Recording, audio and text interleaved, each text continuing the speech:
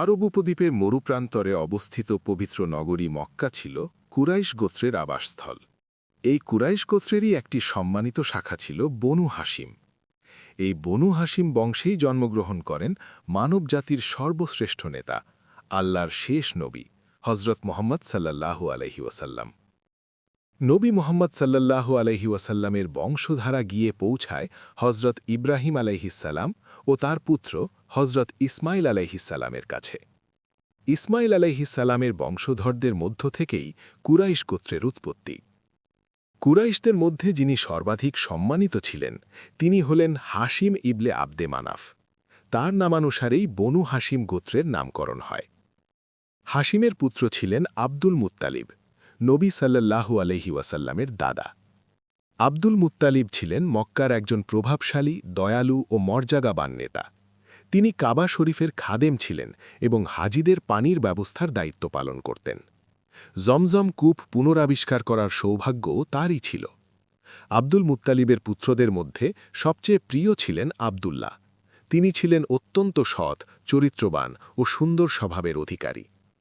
আবদুল্লাহ বিবাহ করেন আমিনা বিনতে ওয়াহাবকে, যিনি ছিলেন কুরাইশ গোত্রেরই এক সম্ভ্রান্ত ও পবিত্র নারী।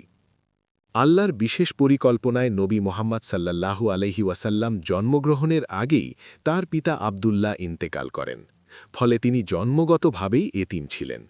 তার জন্ম হয় ৫৭০ খ্রিস্টাব্দে মক্কায়, যা ইতিহাসে পরিচিত হাতির বছর নামে।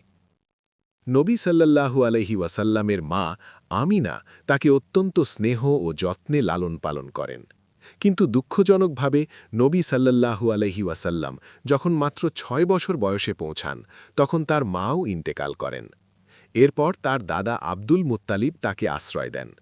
দাদার স্নেহে কিছুদিন কাটলেও নবী সাল্লাল্লাহু আলাইহি ওয়াসাল্লাম ৮ বছর বয়সে দাদাকেও হারান। এরপর নবী সাল্লাল্লাহু আলাইহি ওয়াসাল্লামের লালন পালনের দায়িত্ব গ্রহণ করেন তার চাচা আবু তালিব।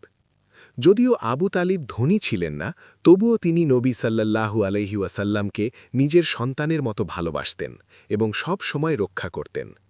এই পবিত্র, সম্মানিত ও ত্যাগী পরিবারেই বেড়ে ওঠেন নবী মোহাম্মদ সাল্লাল্লাহু আলাইহি ওয়াসাল্লাম।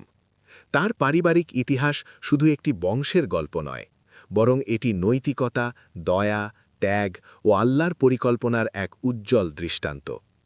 এই পরিবার থেকেই আল্লাহ মানবজাতির জন্য প্রেরণ করেন এমন একজন নবী, যিনি অন্ধকার পৃথিবীতে আলোর দিশা দেখিয়েছেন।